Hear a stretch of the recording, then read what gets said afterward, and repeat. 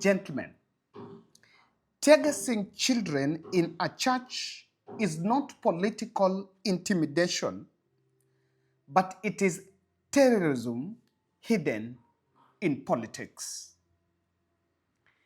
What happened, the chaos and fiasco behind police throwing tear gas in a Kariobangi church is a very reckless, inhuman, and uncouth act of intolerance. I think if someone was to block Rigathi from attending the church service in Kariobangi, that the person needed to get the police to stop him from leaving his residence, instead of going to tear gas children in a church. And I want us to go through and understand what happened there. First, take a minute to support us finish building the house we're building for widowed mother of 6, Zawadi, in Kilifi, as I talk to you. For those who are getting just roughly what happened, Mama Zawadi here lost the husband, and then she was chased out of the place from the other relatives. She went to the street. So last year when this information was brought to her, when her case was brought to me, I made plans and she was taken kwa mahali ambao alizaliwa. But then a year later, the condition is not looking good, and we visited and found out that she was really, really in a big mess. So we took it upon ourselves to put up at least a house for her, because we believe that is going to make her stable. Akae na watoto, even as also we look for ways on how she can get some small business to do to provide for the children, and at least now she has a place. That's why we are here. Maana nimeona mkaeka hii. Mkaeka hii karatasi kwa sababu ya hao watoto wasimshe. Watoto wadogo. Changamoto nyingine labda ipo kwa hii nyumba vile ipo? Changamoto ni hiyo makuti, sababu ya makuti. Ndio sina nafasi sina fedha ya kununua makuti And we are now, by tomorrow, we wanted to make sure that we have enough to make sure we do the roofing. As of this evening, nilikuwa tushaleta mbao. Someone had also donated some 6 mabatis yesterday and msumari. So we are only having a deficit of around 15 iron sheets, which we should be able to buy tomorrow. That's around 15,000. If we can be able to put that by tomorrow morning, ili tuweke roofing kesho, then we'll finish up with milango na dirisha. So kindly, you can participate in this, and you can support us in making sure this is a big success. And kindly sacrifice. Amepitia sana. Even the child crying there, alipata huko akiwa kwa street. Matiang'i is in Kenyan. Kalonzo is in Machakos. William Ruto is in Karen. All those events are peaceful. But Rigathi Gachagua church visit in Kariobangi North has turned into chaos.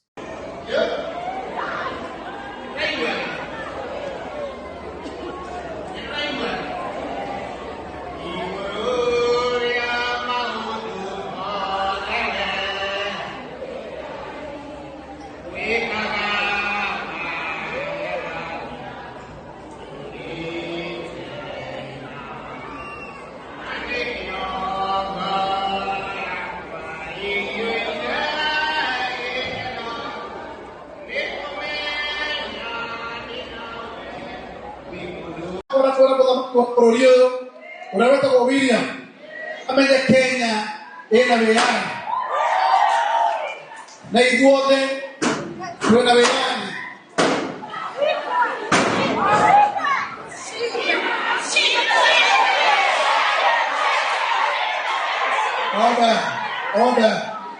order.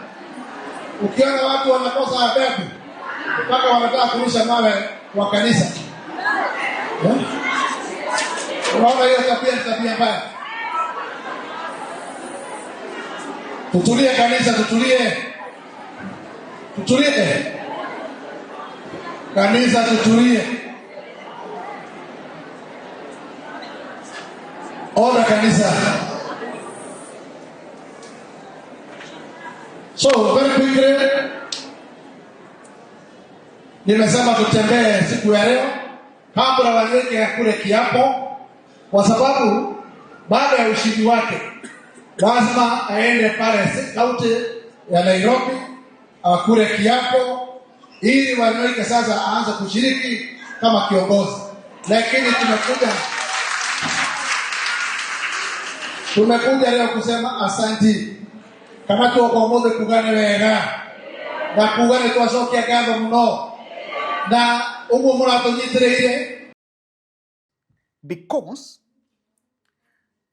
when Rigathi's convoy was making its way to that church alongside other leaders, there was a rival group that had emerged and tried to block Rigathi from getting there. But it was also confronted by a pro-Rigathi team. So there were two rival camps. And they successfully, the police successfully, part of the police that were there, successfully repulsed the team that were blocking Rigathi Gachagua from getting there. And that is why you can see this running battle. Hii ni ile barabara inaenda roundabout. If you guys know that place, from that county council office, your barabara inaenda roundabout. This is where this running battle happened. After one Kuzwa, actually saying that calm was restored, and there was nothing much that was going on. But as that team was coming back, Rigathi was yet to make his way. Convoy yake ilikuwa ishapita. He had not even gotten to the church. Immediately, the other was about to arrive there. Someone threw tear gas in the church. And these are the photos of children. The reports that one of them fainted and had to be rushed to the hospital. These are children.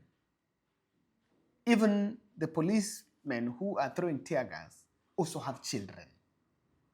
This is not politics. Let us not lie. Let us not call this politics. This is not politics. This is terrorism. A place of worship. A place that should be sacred. And I don't know why it has to be violence. Why the violence? Huyu mtu, Rigathi Gachagua, even according to them, walimshinda. So why would you bother? Why is this? And I'm a bit getting mad on this. Kwa sababu, when Rigathi was blocked, when police erected roadblocks for chaos for him kuingia Narok, we questioned. 3 days later, no one gave an explanation. Even the police, even IBC, no one is explaining why exactly someone was stopping Rigathi from getting to Narok. And we are normalizing this. And we're thinking, this is the way to go. This is not what this country was meant for. And I think we are getting it wrong. We cannot tear gas our women and children. Nimeona hizi picha watoto wanalia na inaudhi sana. Personally, I know most of you know in this podcast, mimi I hate hooliganism. Mimi nachukia hizi tabia sana. Si vitu mzuri sana. Because you never know. Kesho news ikitoka, wewe mwenye ulirusha tear gas, kumbe ulirusha mtoto wa relative yako or a friend is there. And the current tear gas is very dangerous. Nakumbuka when tukiwa Kasarani during Raila's memorial, it was very bad. While all this is happening, I strongly feel that we are not serious as a country. The president in the other side of the town is talking about Singapore dream when we are 90 years. Of those major infrastructure in the coming year, and many of the other things that we have we have laid out to do.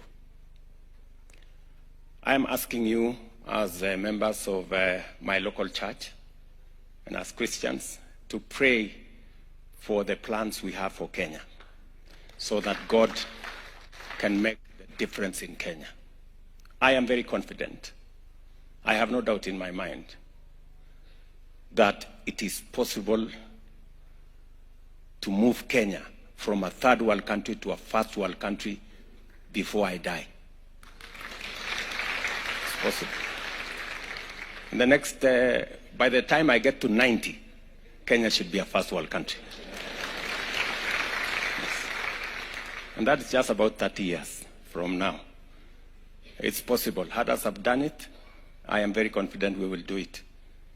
Just imagine, you know, this church has moved from a tent to an area in 20-something years, almost 30 years. Who says Kenya cannot move from a third world to a first world in 30 years? We can do it. Yes. Believe you me, we will do it. Yes. Let's trust God. Let us believe in ourselves. And let us believe in our country. And God is going to see us through. So, asanteni sana. I know there are people here who belong to my fellowship. Okay. We are going to Singapore na hizi.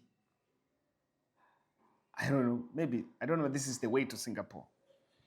But we still stay, yes, someone is telling the masses that we are doing buildings, we are doing the big roads, we are doing this and that. But all that is also very important if all of us are alive. You cannot be building and you have such acts of hooliganism.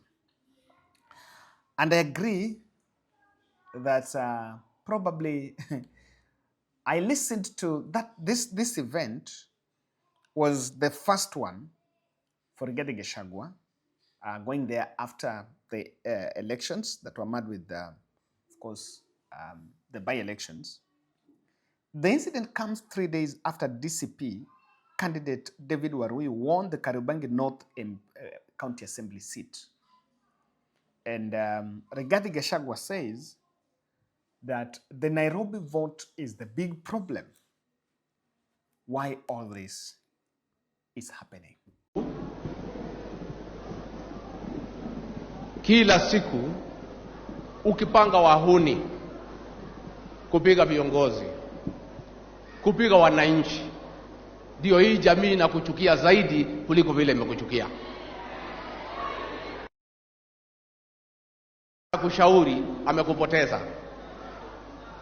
Ati wewe ukifikiria ati hii jamii utaihangaisha, utaipiga ati ndio ikukubali, ni wakati wako unapoteza. Mimi niseme watu ya Kariobangi, asanteni sana. DCP is a party for Nairobi, na hii ndio chanzo ya siasa yetu hapa Nairobi. Na sisi tumepangana vizuri na kiongozi wa Wiper ambaye ndiye amekuwa akisaidia ODM hapa Nairobi. Tumekubaliana kiti cha gavana kitachukuliwa na DCP.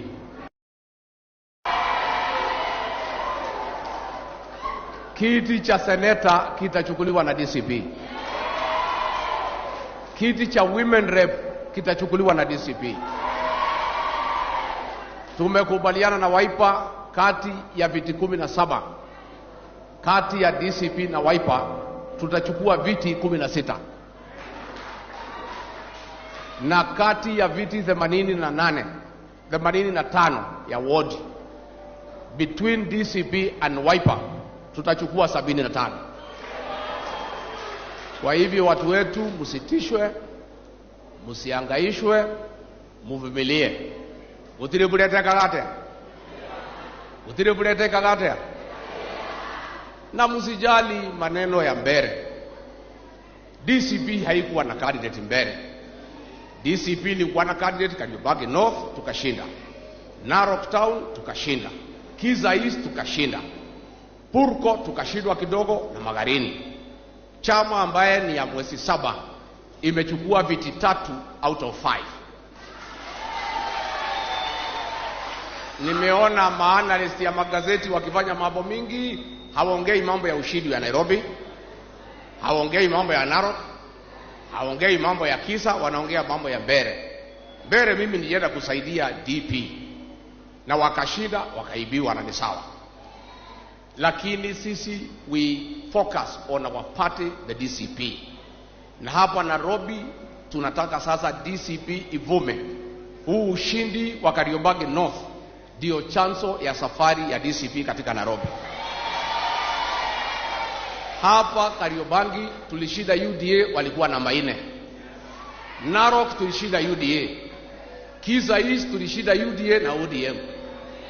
Hiyo waongei. Na niseme hapa Nairobi, wale wafuasi walikuwa wa UDA, wale walipigia William Ruto, hawakuwa wafuasi wa William Ruto, walikuwa wafuasi wa Rigathi. Na Rigathi ameondoka na hiyo wafuasi wao.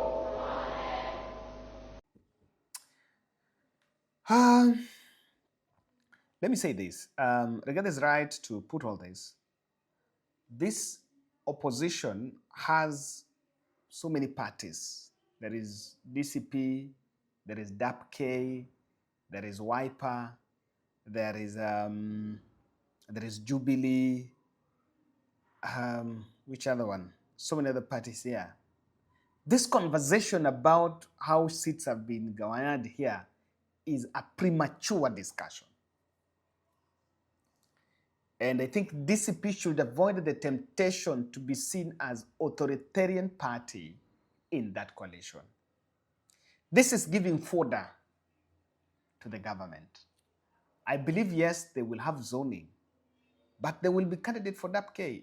You know, one thing that probably people don't know is ODM donates seats to, even when they're giving Nairobi seats, apart from the party, they even donate them on tribes.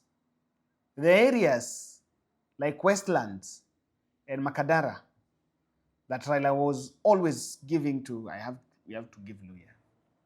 And even some MCA seats in Agonang, even based on tribes. So it's a very complicated one. Yes, I do agree with Rigathi that part of the problem is the Nairobi vote. But I still insist, even if someone has a problem with the Nairobi vote and all this is done for Nairobi vote, but you don't need to tear gas children. According to the IBC, it was a tight race. Warui got 2,282 votes against 1,956.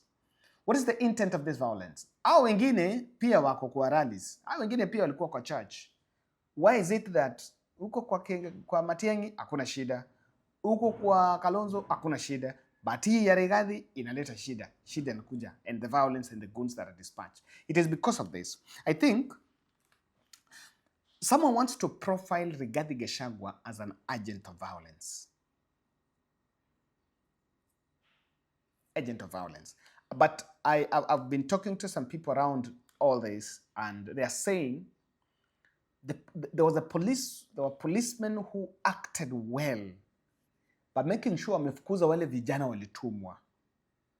But the one who sent through the tear gas, no one understands the essence of wale washafukuzwa. Yes, they were throwing stones, but walishafukuzwa. So if someone might have a problem with Rigathi Gachagua, because we feel Rigathi Gachagua will post that candidate and Rigathi Gachagua has won and this and that. But the more you make him the center of the conversation, it negates the whole chest thumping of nimemshinda. You just thumped nimemshinda, nimemshinda. But on the other end, akiamka hivi kidogo umetuma goons. Then what kind of politics is that? It is not helping either. And it is something that can be encouraged at this point. So someone wants to profile Rigathi as one who brings violence. Number two, I think political mobility is an issue. And someone wants to make sure that Rigathi Gachagua do not move beyond probably Mount Kenya. That is one of the things that is on table here. Akienda mahali, kwenda vita. So some of these churches will even fear hosting him. But who has the monopoly of violence? Or who needs to contain the violence? It is the state. It is the state. Now, for local politics there, election is in 2027. The nomination that was, the by-election that was ulikuwa MCA. Sasa, why would someone see Rigathi threat now, and there is no by-election coming there tomorrow? The next election is in 2027. Of course, these things are always organized. Hakuna mtu hakuna eti vijana tu wamejitoa hawa wameenda kuattack, wanataka kuattack Rigathi. No. And that someone wants to see Rigathi is hated, that's why Rigathi is there, and so bad that some of these people that planning it are even on the other side of the political divide.